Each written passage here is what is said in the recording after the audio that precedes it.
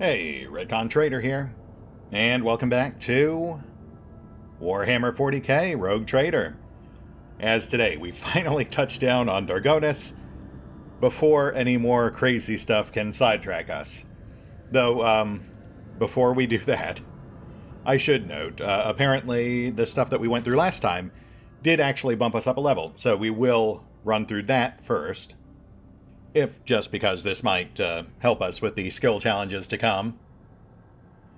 Though, I should also note, I did, in fact, do a very light respec on Pascal.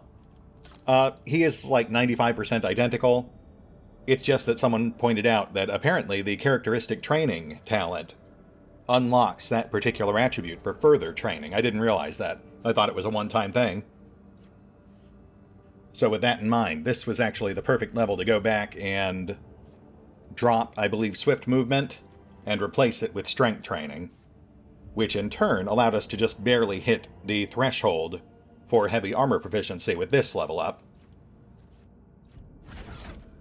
That grants Pascal a notable boost to defense, even using Abelard's hand-me-down armor, though it'll become even better once we pick up his unique Forge World talent, which will actually help offset the loss of swift movement, because swift movement was plus 2 MP, while the special Forge World talent grants plus 1 MP, plus 1 deflection, and immunity to prone, as long as Pask is wearing heavy armor.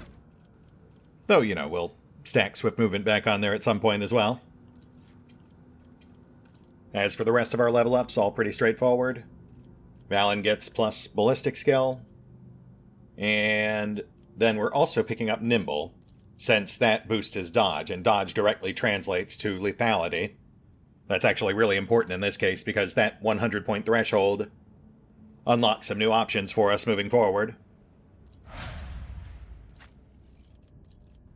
Then for your Liet, we're doubling down on demolitions with a quick agility boost, plus advanced skill training, demolitions.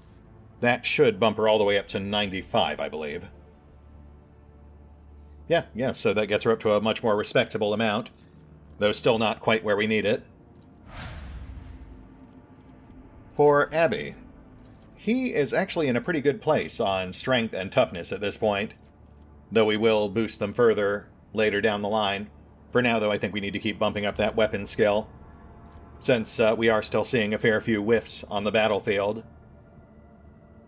And then we'll also supplement that with swift movements. Though in his case, it's definitely a little more important for him to have it than Pascal. Abby's got to be our point man. After that, we've got Cassie. And we've capped her fellowship, so we're going for willpower. And of course, we'll continue stacking her navigator powers. This time, picking up Tonicity, which, with her current staff, should be a nice +4 bonus on all of her attacks. Though I will say, I'm not sure if that actually applies to her forced move abilities. I'm hoping it does, but we'll find out. Also, that comes with all of the other various bonuses she gets from picking up a new navigator power, +1 fellowship, etc. And then Adira, who will follow Cassia's lead and also bump her willpower up to 80, followed by a new psychic talent, Strange Vitality, which adds an extra +5 toughness chaser to all of her buffing abilities. That's pretty much a no-brainer, considering we have her tossing out 2 to 3 buffs every single round. And that's it. Level up complete. Pretty solid one this time around, too. That's it. Let's get boots down on Dargonis. Oh, yes, and then this over here is, that's Jay's thing, the Administratum building. But we won't worry about that just yet. That'll be for later. I'd actually like to spend some time getting to know her better first. So today we'll just focus on the main palace. Meet the key players, try to get through the main story stuff. Then next time, we may get a little jaded.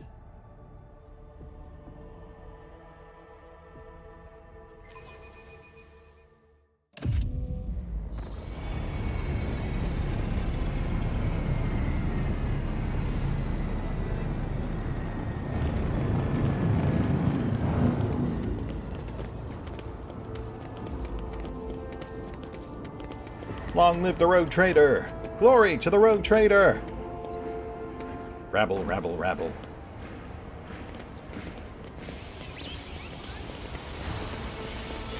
Greetings, your lordship. Glory to the great rogue trader. Etc., etc.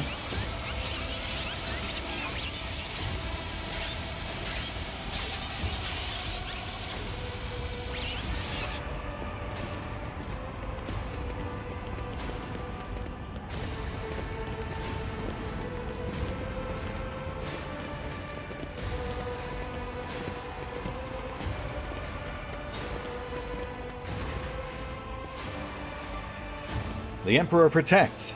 Welcome home, your lordship. The stately woman in a long, flowing dress uniform makes a graceful curtsy. Her short, graying hair does not obscure her stern features. I am Clementia Wersurian, Court Chancellor of the Von Valancius dynasty. On behalf of all of Dargonis, please accept my deepest condolences on the untimely passing of Theodora von Valancius. Her departure is a terrible blow to us all. But as one star expires, another always flares to life. And although still overcome with bitterness and grief, your subjects hope that you will become the trade dynasty's guiding light in these trying times. Clementia? Abelard offers a reserved nod. She nods in return, and the lines on his brow soften ever so slightly. The young man quickly brings a respirator to his burnt face and bows his head courteously. His raven-black hair veils his burns and skull implants, and his thin metal fingers creak quietly as he offers a welcoming gesture. Achilles Scalander, Secretary at the Administratum Department. I hope your journey to Dargonis was not darkened by unwanted troubles. Actually, it was, quite troublesome, but nothing we couldn't handle. We still made it. Quite right, your lordship. What happened cannot be changed, but you still have great deeds ahead of you. So let us look to the future with hope in our hearts. Does your lordship wish to survey the grounds, or perhaps we could sate your curiosity by answering any questions you might have? Governor Urban Drivestem has been notified of your arrival on Dargonis, and will visit the palace shortly. The preparations for the official visit are well in hand, but your lordship still has plenty of time before the meeting. Wait, did I hear you right? You're a Wersurian, like Abby here? Clementia nods politely. You heard correctly, your lordship. I am of House Wersurian, Lord Abelard's granddaughter and direct descendant. The succession of service is an effective good. It grants new generations understanding of their function within the mechanism. Chancellor Wersurian has held her position at the Von Valancius court for many years. She earned Lord Captain Theodora's respect through acts of great perseverance. There is no room for doubt. Blood had nothing to do with it. Relax, Abby, I was just asking. No need to assume the worst. Surian. Abelard huffs with feigned indifference. So where's this Drivestep guy? What, the governor of my planet decided it wasn't worth his time to come out and meet the new... Well, I mean, I'm his boss, right? Apologies, your lordship. Governor Drivestem's residence is on the other side of the world, by the administrative palace of Dargonis. We sent word as soon as you entered the system, but it takes time to travel the great distances of your domain. Chancellor Wersurian appears unruffled, but you cannot shake the thought that the governor's lateness is a subtle political gesture, designed to test the limits of what is acceptable when it comes to interacting with a new rogue trader. Yeah, it's always a game with these guys. We'll see if he fares any better than the last few governors we've met. I'm gonna guess no. Well, I guess that gives me time to cool my heels then. I assume I've got some sort of lodgings around here somewhere? They are very close, just down the hall. That is also where the study and the audience chamber are. Achilles' face brightens with a pearly white smile, restoring some of his former good looks. Lady Theodora's study has remained locked since her last departure, but on account of your arrival, we've arranged for it to be tidied up. It is ready whenever you may need it. Understood. As you were, people. I apologize for my bluntness, but I have a request to make. Perhaps before the meeting takes place, the illustrious Lord Captain could spare a few minutes for a conversation with me? Achilles bows his head. I'm certain that you will find my report on the state of affairs in the Von Valancius Protectorate most useful. Yeah, I'll bet. That, of course, is Heinrich's man on the inside. We'll catch up with him in a bit. But first, let's poke around. We'll just get a quick feel for the grounds, grab any unattended loot, catch up with our various party members, take in the sights.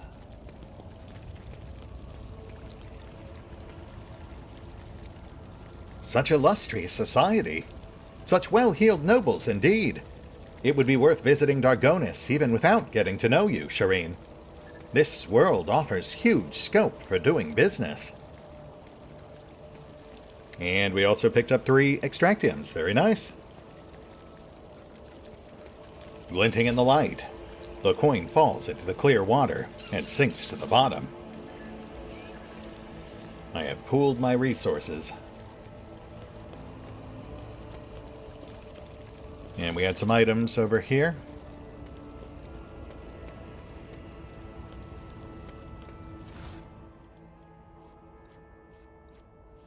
Okay.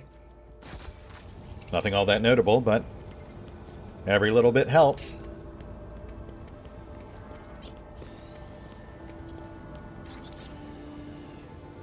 An ancient cogitator linked to the palace's system networks. Fight today! Plus more cargo. We'll take that.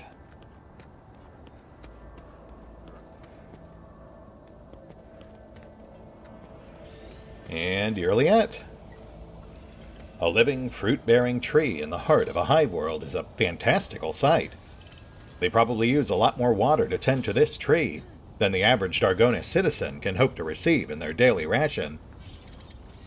Well, yeah, I mean, obviously, a tree has more mass than your average citizen. It requires more water. Pretty basic root cause.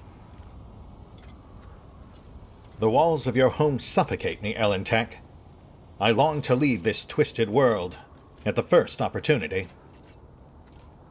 Oh, you don't like any planet. The first one's too blown up, the second one's run by Morans. Now this one's all twisted and has too many walls. You gotta grow up, Yurliat. Most people don't even get to choose what planet they live on. You've been to like 30 since I met you.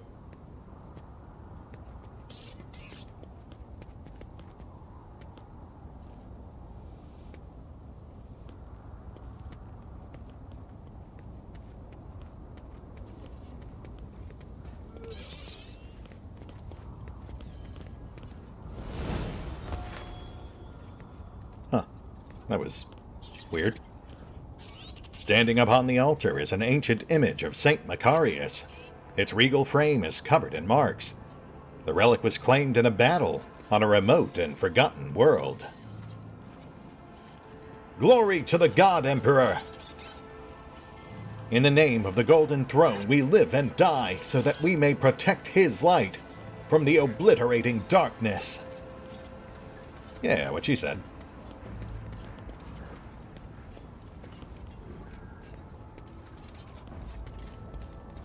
And there's our exit, so I think we're pretty much done.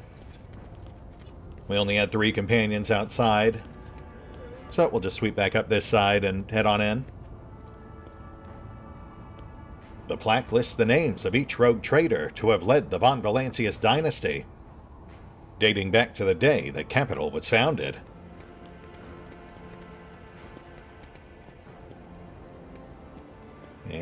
guys talking about stuff. Nothing really notable there. Yeah, let's head on in. I'll do a more thorough sweep off screen later.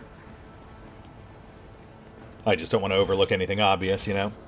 They love to hide stuff everywhere.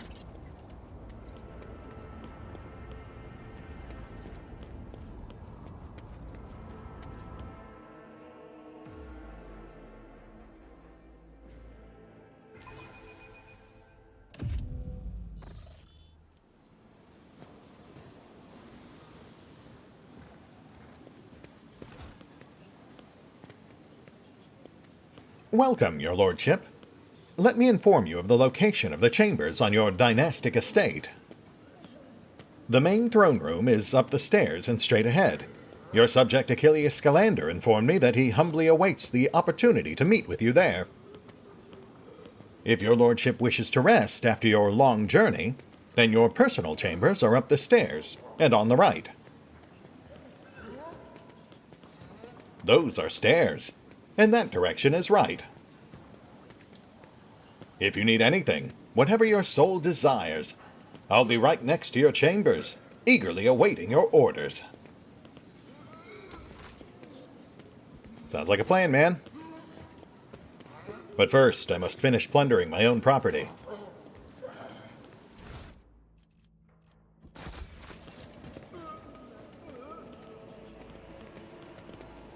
A shame we can't crack open these display cases.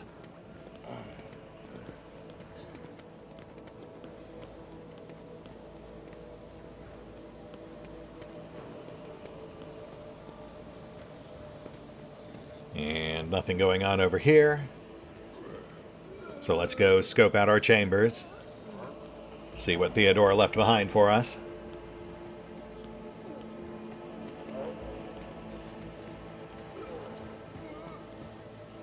Gentlemen.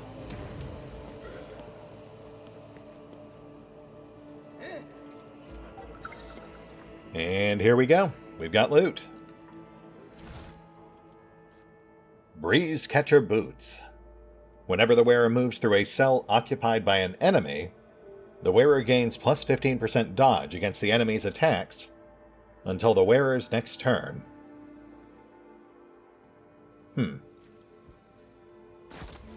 Not useful for anyone in our current party loadout, but potentially useful for Heinrichs.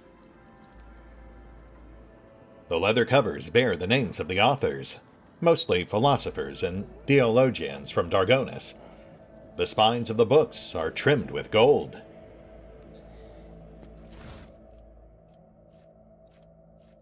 More cargo.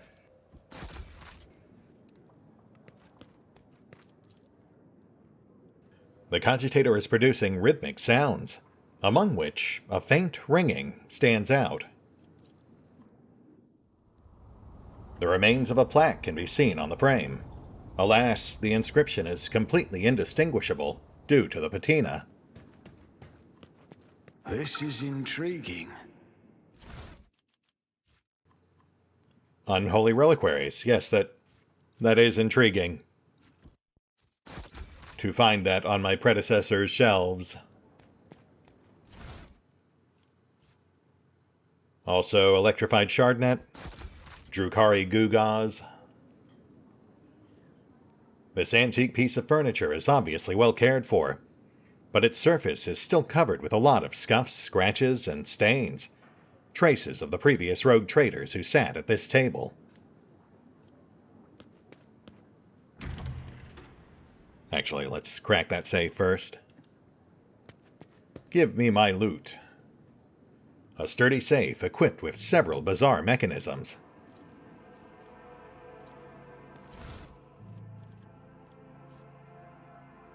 Ooh, a multi-melta, nice. Actually, that's a heavy weapon, but I mean, I did just bump Pascal's strength up to 45. It wouldn't necessarily be unreasonable for him to consider heavy weapons now. Heavy multi-melta, heavy plasma, maybe? I mean, I'm still gun-shy on plasma, but multi-melta is a definite possibility. I'll have to mull on that. Oh, do we Do we actually have a view now? Back in Alpha, it was just an empty, infinite void. A glimpse behind the curtain, beyond the fourth wall, the veil peeled back to reveal the absolute, utter emptiness that lays beyond the confines of this artificial reality we roam. Actually, it looks pretty nice now. Far less apt to grip me with existential dread, but still likely to trigger a panic attack because of my crippling acrophobia. There is a faint mark on the polished mantelpiece, which was likely left by a glass.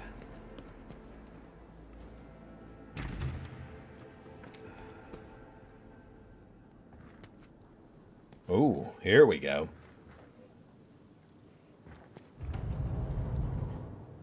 By bringing your hand to the scan panel behind the books, you open a hidden door. Nice. The bed for the head of a rogue trader dynasty is befitting the status of its owner. Yeah, I'd say that's pretty well covered. Also, I guess we do have some new content here. As I recall, we could clearly tell that was a secret door back in Alpha, but we couldn't actually open it. But now we are free to peruse Theodora's collection of quasi-legal curio. We'll just start working our way around the room. A mysterious item, undoubtedly created by inhuman hands. The mysterious Xeno artifact rests in a stasis field.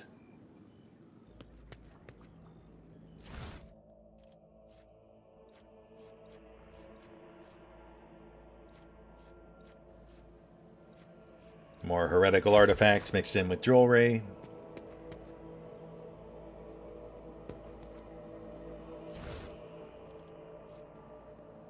Plasma Shaper gloves.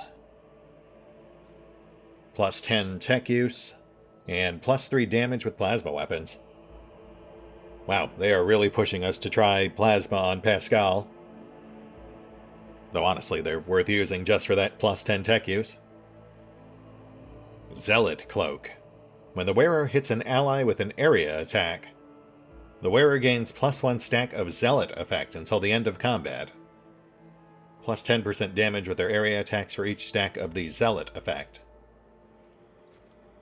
I mean, generally speaking, I try not to hit my allies with my attacks, so... Well, not intentionally. More Drukhari Gewgaws mixed in with more jewelry. I think that's a Drukhari chest. Nondescript weapon.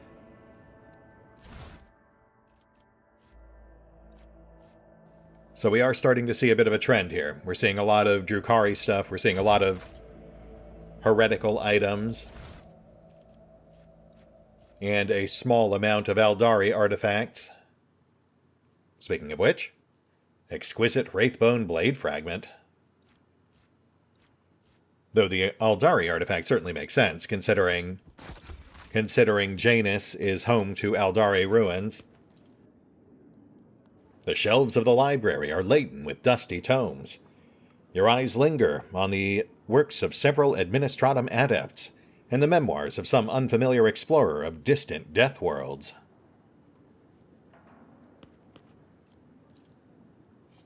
And yet more generic items. They really kind of phoned in some of these object descriptions.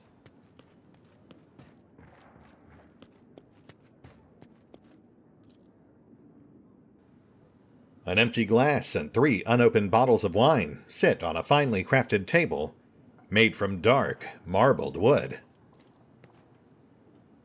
Crackling and a barely audible plaintive melody come from the old, worn speakers. That's a painting. The rare books arrayed on these shelves with their lavish, almost pretentious bindings seem to be identical. The sumptuous couch, upholstered in fine cloth that appears garish in the mellow lighting, does not look comfortable. You know what, narrator? I'll give you that. That does not look like a comfortable couch. I'm going to guess they probably meant to put that over here. This secret room is remarkably quiet and almost homely. Perhaps your predecessor used it when she sought complete solitude.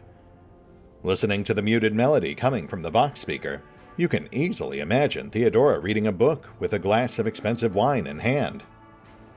Yeah, I mean, having your very own library/gallery is certainly an appealing thought. 3 sealed bottles sit on the sturdy-looking low table. They are labeled Grand Master's Blood, Boon of Terra, and Flame of Purity. Flame of Purity. Adira mentioned that one to us. You recall the vision of the past that Adira told you about. She said Theodora's favorite wine was Flame of Purity. Yes, okay. We'll give it a shot. The wine fills the glass, glittering in the dim light of the room like liquid gold.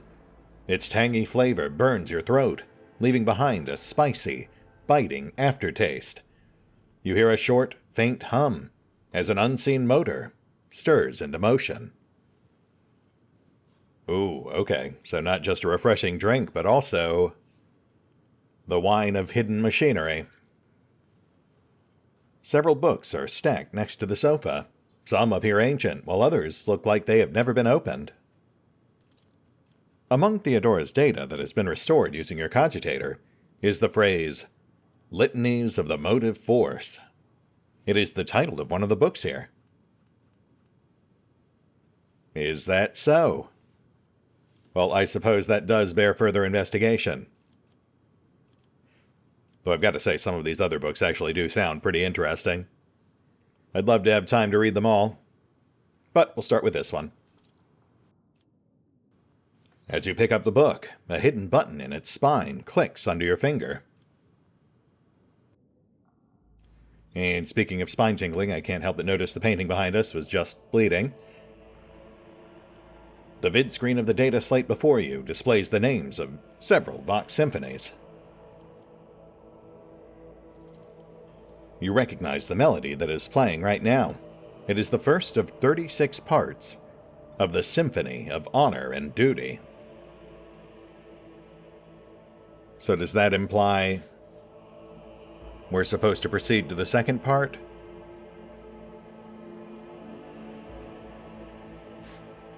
What happens if we choose the wrong thing? I mean, can we not just enjoy music and wine? And perhaps a good book? You can't tell me she set up this entire reading room just as part of one elaborate combination lock. You hear a loud click inside the Vox speakers, and the piece that was playing earlier starts anew. A siren shatters the tranquil atmosphere in the room. Alarms have been sounded. Really? Waste of a perfectly good reading room. Hey guys. In the name of the rogue traitor house of von Valancius, whoever has entered his lordship's chamber will be eliminated. Is that so? Your lordship? Deepest apologies for the intrusion. Do you require any assistance? But on second thought, we had better just leave you in peace. Yeah, probably for the best. Super weird you guys would come in here all gung-ho ready to shoot intruders when I very publicly just came in here to get some rest. But fine, okay, so this whole thing is just an elaborate combination lock. Emperor forbid you want to try a different wine or listen to some different music or read a good book. Because that'll get you shot. The music in the speakers momentarily grows louder, filling the entire room, then goes back to normal, seemingly without any change. The room responds to your actions with a quiet grinding sound, and a small nook reveals itself in the nearby wall. Inside, you find a data bank bearing the von Valancius coat of arms. Data bank from Dargonis. Interesting. I imagine we can read this back on the ship? On the captain's private cogitator?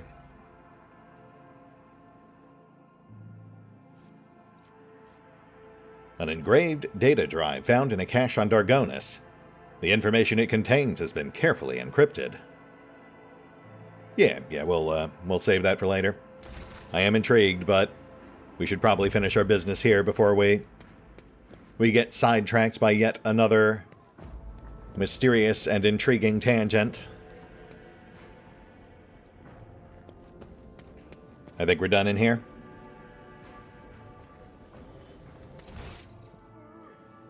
At the very least, I'd like to make sure we chat up Achilles Scalander today. Not sure we'll have time for drive stem, though. But that's fine. He kept us waiting. Only fair we do it to him.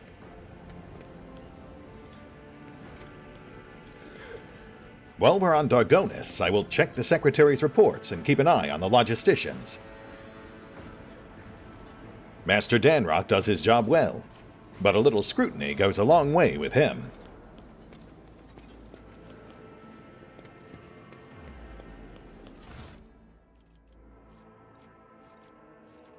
Soul Essence.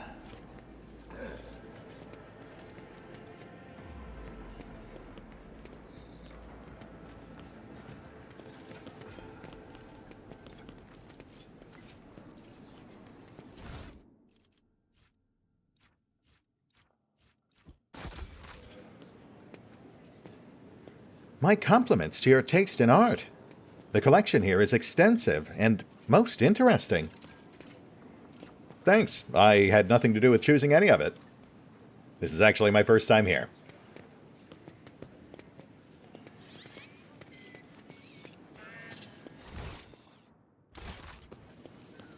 Ask? My appearance has caused a slight disturbance in the ranks of the servants of the Omnissiah assigned to the palace. Analysis of the performance of rituals and maintenance litanies has produced a satisfactory result. Yeah, that does sound like fun. Well, I'll leave you to it, bud. Enjoy. Ah, good old Dargonis. It's boring here without Lady Theodora. She loved to liven up this sleepy little place with a couple of crazy decrees and public floggings of flabbergasted nobles.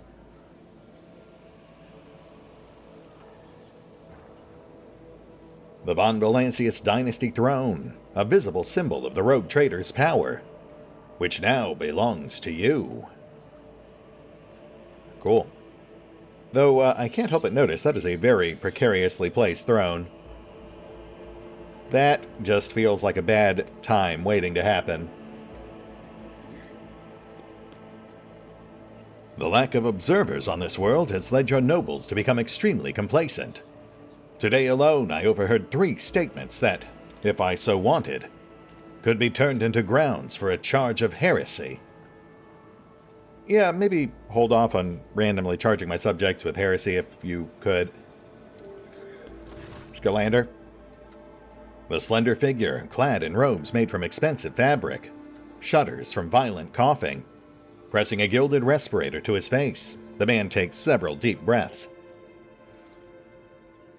Achilles, it's been many moons.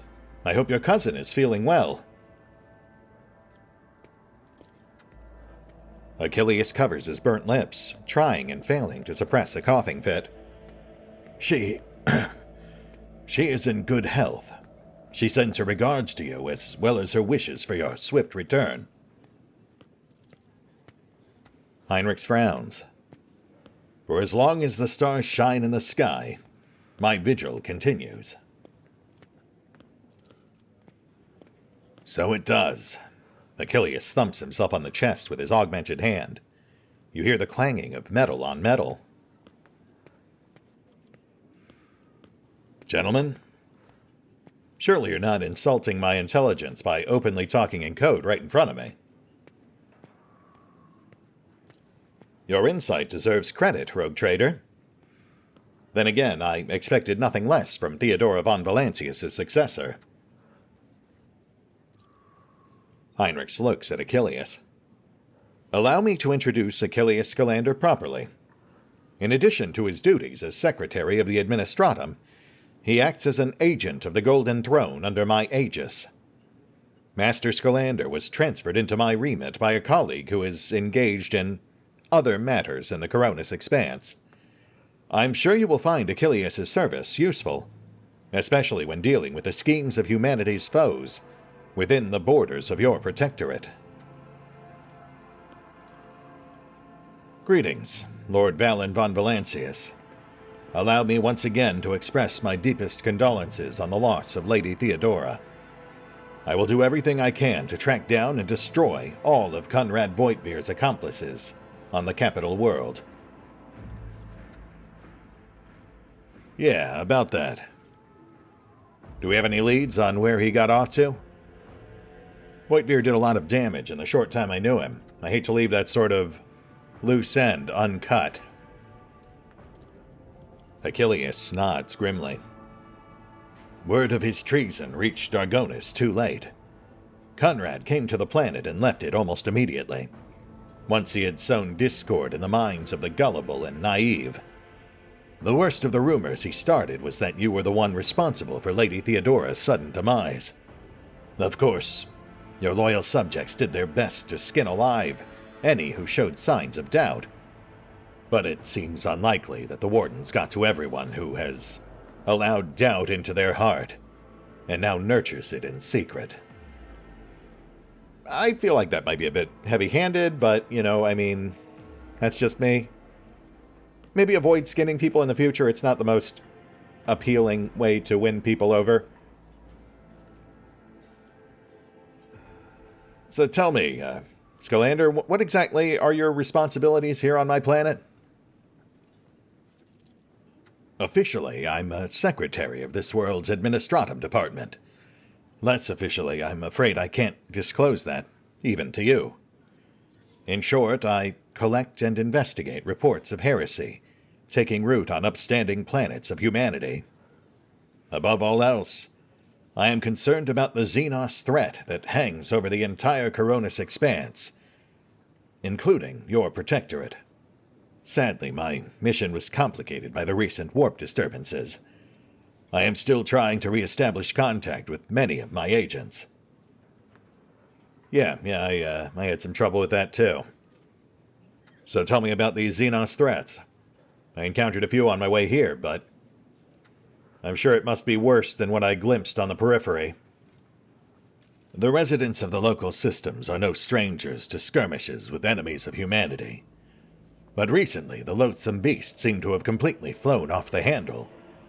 We're receiving reports from ships that made it through the warp to Dargonis. Both they and the colonies that they departed from are being attacked. We have identified the breed of Xenos that pose this threat. The Drukhari, humanity's ancient and insidious foes. Be vigilant on your travels. The Xenos will undoubtedly attack a rogue trader's ship, should they find the circumstances to be in their favor. Unfortunately, in the host of humanity there are those who are willing to grovel before our enemies, in the hopes of a valuable reward. You may be interested to know that we are on the trail of such heretics. Achilles glances at a data slate. Overwhelming evidence indicates that a marauded void station in Langren's Belt is being used as a base by a band of pirates who are not above dealing with Xenos. I was unable to persuade the Chancellor of the need to dispatch a ship there, but perhaps you would like to pay a courtesy call to these scoundrels yourself. Langren's Belt, you say? Yeah, I think that can be arranged. What about this Cult of the Final Dawn? Do we have any idea what they're up to? My knowledge is deplorably limited, your lordship. All my attention has been focused on tracking Xenos activity. I'm certain that Master Van Kalox can tell you more about those heretics than I. Yeah, I suppose we should really chat him up at some point. It's on the list. So about your work. Achilles' amber eyes flash with interest. Yes?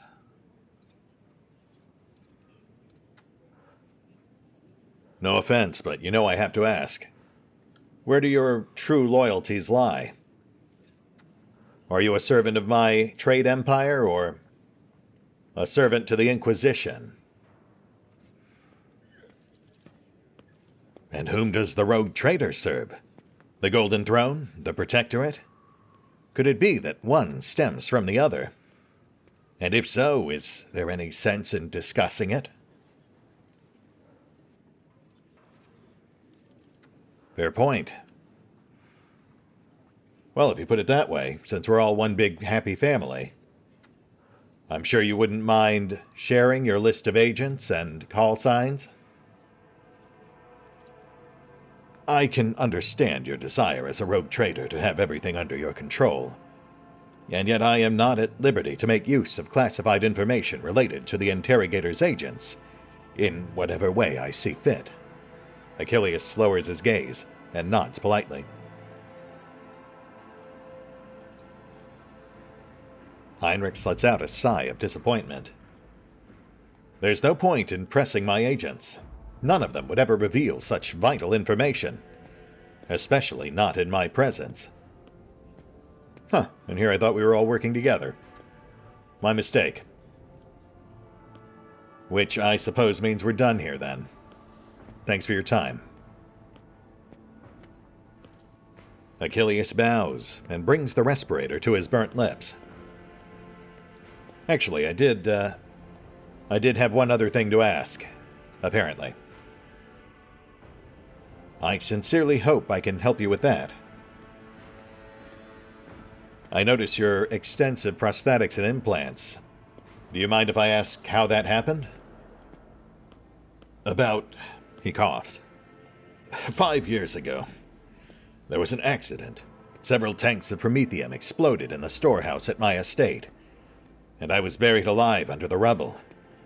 The Emperor preserved my soul, and the skilled physicians of Dargonis saved my body, except for my lungs, with which I had to part. I presume the incident was an attempt on my life, but the identity of whoever was behind it remains a mystery. I think we might have a whisper of an idea who is behind that. And I believe you said you had a report ready for me? I have already forwarded all official reports to your seneschal. As for the conversation we're having right now, I wouldn't trust any paper or data slate with its contents. You see, Lady Theodora, may the Emperor have mercy on her soul, was perfectly aware of Dargonis' political environment. You, however, have only just arrived on the capital world, and I thought it would be best to bring you up to speed. Frankly, the nobles of Dargonis, much like nobles on most worlds, are akin to spiders in a jar, ready to pounce on whoever is the weakest, or whomever they deem to be the weakest. The nobles of Dargonis are well-respected, rich, and powerful individuals who held Lady Theodora's favor for many years, and found ways to rise above the rest by diligently serving the rogue trader. Every family pursues its own selfish interests, and each one expects that with the transition of power, they will retain and even add to their lands and wealth. The families I would recommend giving particular attention to are the Drivestems, the Goproks, and the Sourbacks. I should also mention the Wersurians, not a noble house per se, but a family that was part of Lady Theodora's inner circle, to the Blue Bloods' great displeasure. Okay, so let's start with the Drivestems. That's the governor who's deliberately keeping me waiting. The Drivestems are the ancient governor house of Dargonis. Predictably, the greater the wealth of the Von Valancius Protectorate, the fuller their coffers grow. Their reputation is flawless except for one detail. We have evidence that urban Drivestem's rivals seem to have the misfortune of regularly falling victim to Xenos raids. I find that these attacks are always a little too advantageous for the Drivestems, but we lack solid proof, and it might never surface. Oh, I don't know about that. The simple fact you brought it up makes me think it will. The closer an official is to the rogue trader, the braver and safer they feel. I would just like to remind everyone that rubbing shoulders with Xenos is a heresy that can be overlooked only in the case of the von Valancius heir, not his servants. Thank you, Heinrichs. What about the Goproks? What can you tell me about them?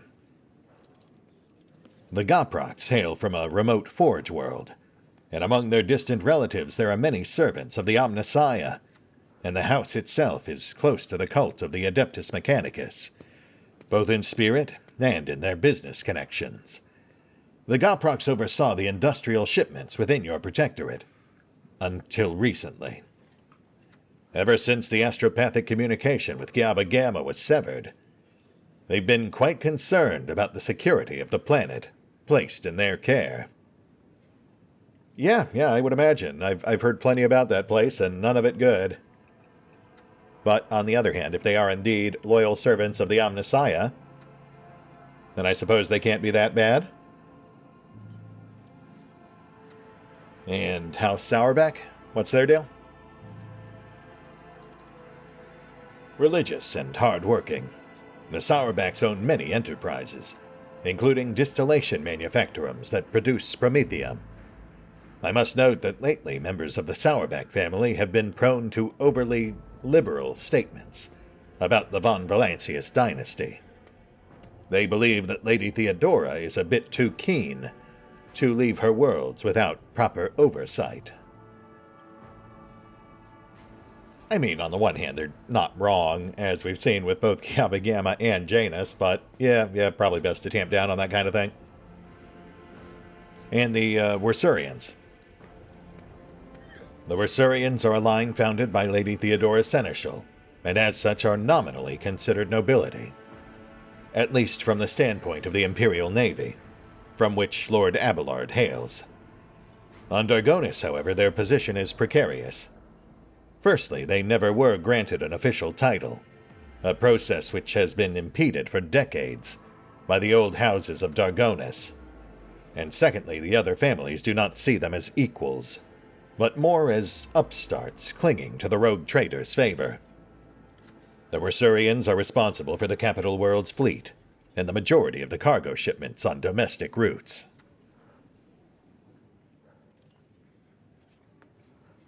Well, I certainly look forward to trying to wade through this rat's nest of red tape.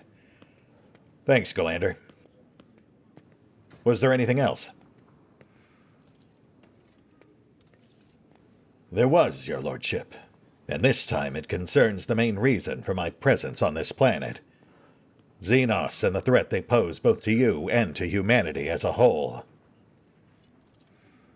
The last few months have been difficult for the people who report to me, my eyes and ears scattered throughout the Coronis expanse. Warp disturbances, astropaths overcome with madness, ships disappearing in the immaterium. Many of my observers and contacts have gone dark, or have been killed by some calamity or other. Still, I managed to establish communication with some key individuals who were able to warn me about incoming threats, including Xenos raids. Achilles looks you in the eye without blinking. It is within my power to supply you with intelligence on where and when the Xenos will strike next. I do not doubt that Governor Drivestem will beg you for protection against the Xenos, and in this fight, the information from my contacts will serve you well. I beseech you, Valen, if I ever report a threat looming over a ship or a planet, do not dismiss it. Sometimes it takes an intervention from the rogue trader and his mighty void ship to avert a disaster. Yeah, I'll keep that in mind. All right, Scalander. Thank you for your service. I will put this information to good use. Achilles bows. According to the message I received a few minutes ago, Governor Drivestem has arrived at court. I imagine that the Chancellor is already prepared to arrange the meeting. All that's left is to notify her that you are ready to see Urbend. Well, gosh, isn't that a coincidence? Yes, I suppose that is something I should get around to, eventually. Thank you. Though, as aforementioned, that'll have to wait till next time. Which will simply posit as Valen deliberately keeping the governor waiting, as the governor kept him waiting. And yeah, you know, while this was obviously a very dialogue-heavy episode, there was a lot of interesting information to be gleaned from the various things we came across, plus that new chunk, of course, right towards the middle. The brief puzzle and mysterious new data drive we acquired from Theodora's office. I'm very curious to see where that takes us, but, of course, that will have to wait until we're back on the ship. We have other business to tend to before then. Not to mention, of course, a modest slew of new quests and rumors to pursue. And other assorted rumors. Oh, look at that. We also picked up some new contracts. Though nothing we can actually fulfill just yet. Looks like we need people and adamantine. So we'll keep that in mind.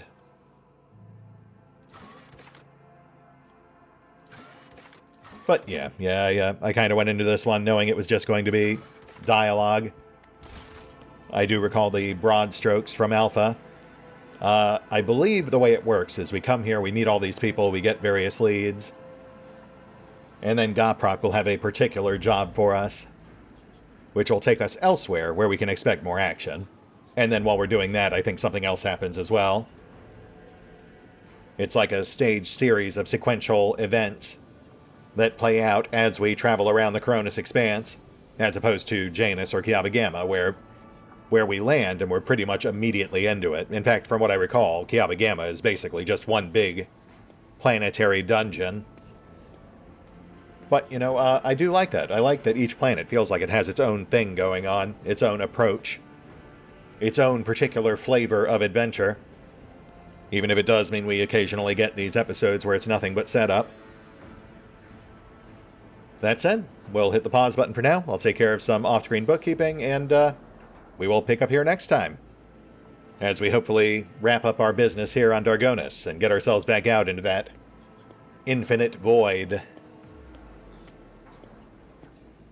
See you then.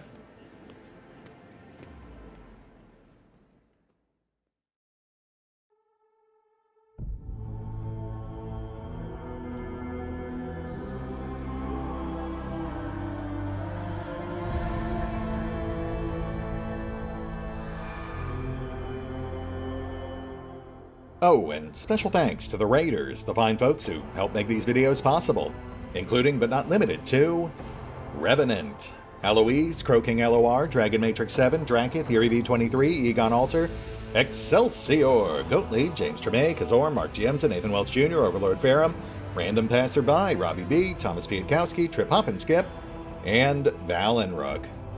Thanks for your support, guys.